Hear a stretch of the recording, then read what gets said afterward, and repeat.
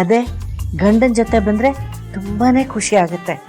ಕಡೆ ಪಕ್ಷ ನಿಮ್ಮ ಅಪ್ಪ ಅಮ್ಮಂಗೆ ಆ ಖುಷಿನಾದರೂ ಸಿಗಲಿ ಅಂತ ನೀನು ಅರ್ಥನೇ ಮಾಡ್ಕೊಳ್ಳೋದಿಲ್ಲ. ನನಗೆ ಅರ್ಥ ಆಗುತ್ತೆ, ನಮಗೆ ಸಂತೋಷ ಆಗುತ್ತೆ ಅಂತ ಏಜೆ ಮನ್ಸಿಗೆ ನೋವು ಮಾಡೋಕ್ಕಾಗತ್ತಾ? ಅಬ್ಬಬ್ಬಬ್ಬಬ್ಬಬ್ಬ ಏಜೆ ಏಜೆ ಏಜೆ ನಿನಗೆ ನಿನ್ನ ಗಂಡನ ಬಿಟ್ಟು ಯಾರೂ ಕಾಣೋದೇ ಇಲ್ಲ ಅಲ್ವಾ?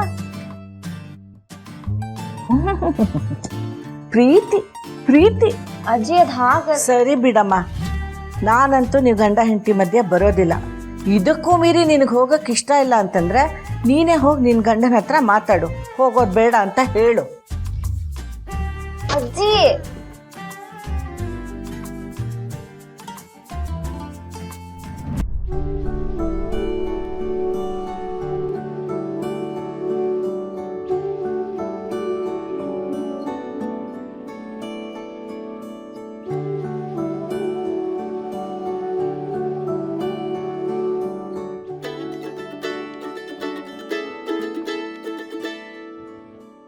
ಮೇಡಮ್, ಬಾಸ್ ಬಂದ್ರು. ಫ್ರೆಶ್ ಅಪ್ ಆಗೋದಕ್ಕೆ ರೂಮ್ ಹೋಗಿದ್ದಾರೆ. ಇನ್ನು 5 ನಿಮಿಷದಲ್ಲಿ ಡೈನಿಂಗ್ ಟೇಬಲ್ ಅಲ್ಲಿ ಇರ್ತಾರೆ. Okay, thank you.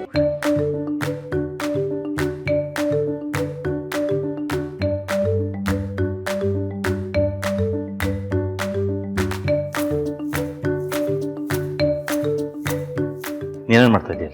ನಿಮಗೆ ಊಟ ಬಡಿಸ್ಬೇಕಿತ್ತಲ್ಲ, ವೇಟ್ ಮಾಡ್ತಾ ಇದ್ದೀನಿ. ಅಷ್ಟೆಲ್ಲ ಮಾಡೋ ಅವಶ್ಯಕತೆ ಇಲ್ಲ. ನಿಂದು ಊಟ ಆಯ್ತಾ? ಇಲ್ಲ. ಆಯ್ತು ಆಯ್ತು ಆಯ್ತು.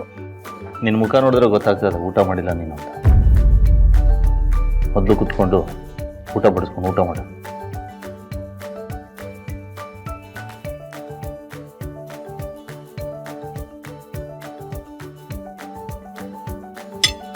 ಅಪ್ಪ ಅಮ್ಮನ ಮನೆಗೆ ಹೋಗೋದು ನನ್ನ ನಿರ್ಧಾರ ಅಲ್ಲ, ಅಜ್ಜಿ ನಿರ್ಧಾರ. ಅಜ್ಜಿನೇ ಹೇಳಿದ್ದು ನೀವಿಬ್ರು ಹೋಗಿ ಬನ್ನಿ ಅಂತ. ಅಜ್ಜಿಗೆ ಬೇಜಾರಾಗುತ್ತೆ ಅಂತ ನೀವು ಇಷ್ಟ ಇಲ್ಲದೆ ಇದ್ರೂ ಹ್ಞೂ ಅಂತೀರಾ. ಆಮೇಲೆ ನಿಮಗೆ ಬೇಜಾರಾಗುತ್ತೆ, ನಿಮಗೆ ಕೋಪ ಬರುತ್ತೆ, ನಿಮಗೆ ಇರಿಟೇಟ್ ಆಗುತ್ತೆ. ಪಾಪ ನೀವು, ನಿಮಗೆ ಎಷ್ಟೊಂದು ಕಷ್ಟ ಕೊಡೋದು. ನಿಮ್ಮ ಥರನೇ ಹಠ. ಎಷ್ಟೇ ಆದರೂ ನಿಮ್ಮಮ್ಮ ಅಲ್ವಾ. ಇಬ್ರು ಗಂಡ ಹೆಂಡತಿ ಹೋಗಿ ಬನ್ನಿ ಅಂತಾರೆ. ಆದರೆ ನೀವೇನು ತಲೆ ಕೆಡ್ಸ್ಕೊಬೇಡಿ. ಅಜ್ಜಿಗೆ ಹೇಗೆ ಸಮಾಧಾನ ಮಾಡಬೇಕು ಅಂತ ನಂಗೆ ಗೊತ್ತು. ನಾನು ಅವ್ರ ಹತ್ರ ಮಾತಾಡ್ತೀನಿ. ಇಷ್ಟ ಇಲ್ಲದೆ ಇರೋ ಮನಸ್ಸಲ್ಲಿ ಎಲ್ಲಿ ಹೋಗ್ತಿದ್ದೀರಾ? ನಂದಿರೋ ಮುಗ್ದೆ ಇಲ್ಲ. ನನ್ನ ಮುಗಿತಲ್ಲ. ನಾನು ಊಟದ ವಿಷಯ ಹೇಳ್ತಿಲ್ಲ, ನಾನು ಆಕ್ಚುಲಾಗಿ ಹೇಳ್ಬೇಕಾಗಿರೋ ವಿಷಯನೂ ಸ್ಟಾರ್ಟ್ ಮಾಡಿ.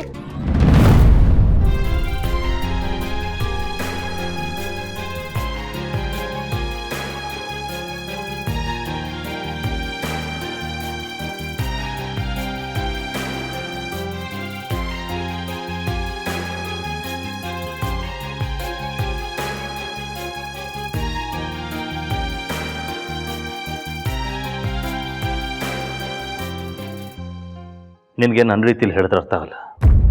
ನೀನು ಸ್ಟೈಲಲ್ಲೇ ಹೇಳ್ತೀನಿ. ನನಗೆ 3 ವಿಷಯ ಇಷ್ಟ ಆಗಲ್ಲ. ಮೊದಲನೇದು, ಊಟ ಮಾಡ್ಬೇಕಾದ್ರೆ ವಟವಟ ಅಂತ ಮಾತಾಡೋದು. ಎರಡನೇದು, ಡಿಸೈಡ್ ಆಗಿರೋ ವಿಷಯದ ಬಗ್ಗೆ ಮತ್ತೆ ಡಿಸ್ಕಸ್ ಮಾಡೋದು. ಮೂರನೇದು,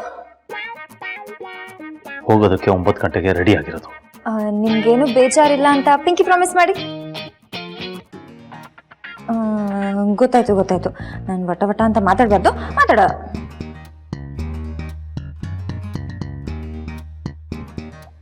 ಅದು ನಿಮ್ಮ ಫೋನಲ್ಲ, ನನ್ನ ಫೋನು. ನನಗೆ ಗೊತ್ತಿದೆ, ಆದರೆ ನಾಳೆ ಬೆಳಗ್ಗೆ ತನಕ ಇದು ನನ್ನ ಹತ್ರನೇ ಇರುತ್ತೆ. ಯಾಕೆ?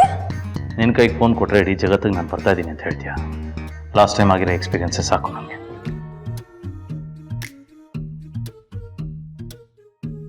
ಚೂರು ಕರ್ಟಸಿ ಇಲ್ದಂಗೆ ಡೈರೆಕ್ಟಾಗಿ ಬಾಯಿ ಬಡ್ಕಿ ಅಂತಾರೆ. ಇವ್ರಂತೂ ಮಾತಾಡಲ್ಲ, ಬೇರೆಯವ್ರು ಮಾತಾಡೋರಲ್ಲ, ಇವ್ರ ಕಣ್ಣಿಗೆ ಬಾಯಿ ಬಡ್ಕಿರ್ತಾರ ಕಾಣಿಸ್ತಾರೆ. ಅಲ್ಲ, ನಂಗೆ ಯಾಕೋ ಹೊಟ್ಟೆ ಹಸಿತಿದೆಯಲ್ಲ, ತುಂಬ ಮಾತಾಡ್ಬಿಟ್ಟೆ ಅನ್ಸುತ್ತೆ. ಮೊದಲು ಊಟ ಮಾಡೋಣ.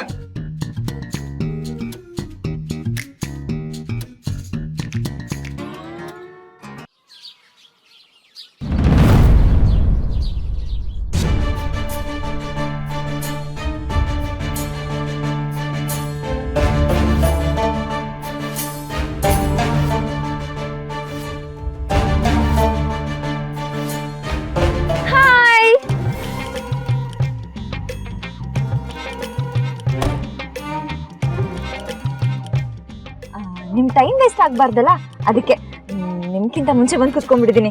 ನಿಮಗೆ ಖುಷಿ ಆಯ್ತಾ? ಖುಷಿ ಆಗಿರ್ಲೇಬೇಕು. ಯಾವಾಗ್ಲೂ ಲೇಟ್ ಲತೀಫ್ ಅಂತ ಬೈತಿರ್ತೀರಲ್ಲ, ಅದಕ್ಕೆ ನಿಮಗೆ ಸಿಟ್ ಬರ್ಬಾರ್ದು ಅಂತ ಇಷ್ಟು ಬೇಗ.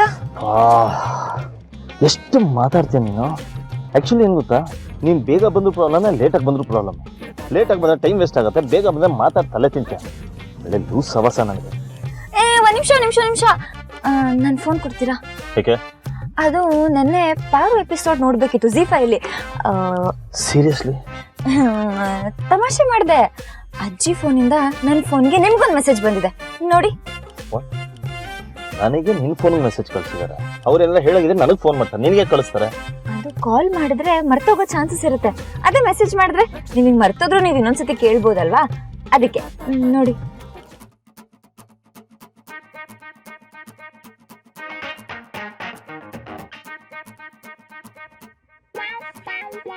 ಅಕ್ಕಪಕ್ಕದ ಮನೆಯವರು ನಿಮ್ಮನ್ನ ಮಾತಾಡ್ಸಲ್ಲ.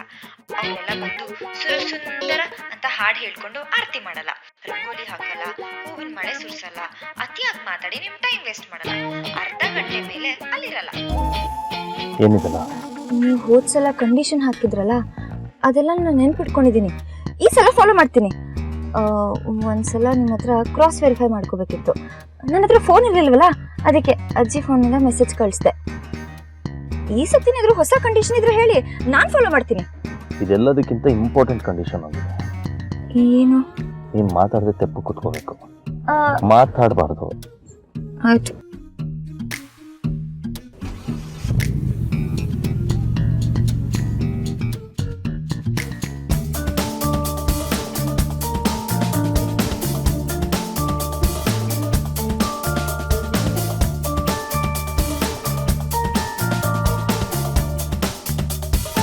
ಸುಮ್ಮನೆ ಕೂರ್ಬೇಕಂತೆ, ನನ್ನ ಕೈ ಕಾಲೇಜ್ ಸುಮ್ಮನೆ ಇರುತ್ತಾ?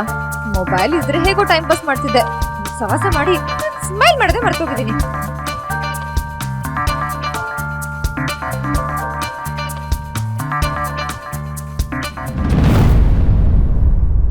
ಇಲ್ಲೇನ್ ಮಾಡ್ತಾ ಇದೀಯಾ? ಬೋರ್ ಆಗ್ತಿತ್ತು, ಅದಕ್ಕೆ ಕೆಳಗೆ ಇಳ್ದೆ.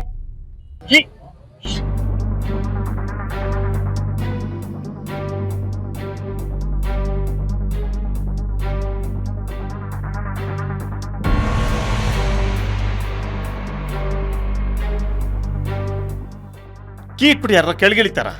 ಈಗ ಏನಾಯ್ತು ಅಂತ ಬೈತಿದ್ದೀರಾ? ಕಾರ್ ಲಾಕ್ ಆಗಿದೆ, ಮನೆ ಹೋಗೋದೇಗೆ? ಹೌದಾ? ಕಾರ್ ಯೂಸ್ ಮಾಡೋ ಕಾಮನ್ ಸೆನ್ಸ್ ಇಲ್ಲ. ಸಾರಿ. ಅಯ್ಯೋ, ಜೀವನ ಪೂರ್ತಿ ಅವ್ರ ಕೈಲಿ ಬೈಸ್ಕೊಳ್ಳೋದೇ ಆಗೋಯ್ತು. ಕಾರ್ ಡೋರ್ ಓಪನ್ ಆಗ್ಲಿಲ್ಲ ಅಂದ್ರೆ ಬೈತಾರೆ. ಅಯ್ಯೋ ದೇವ್ರೆ ಯಾರು ದಾರಿ ತೋರ್ಸಪ್ಪ. ಹಾಯ್ ಅಕ್ಕ.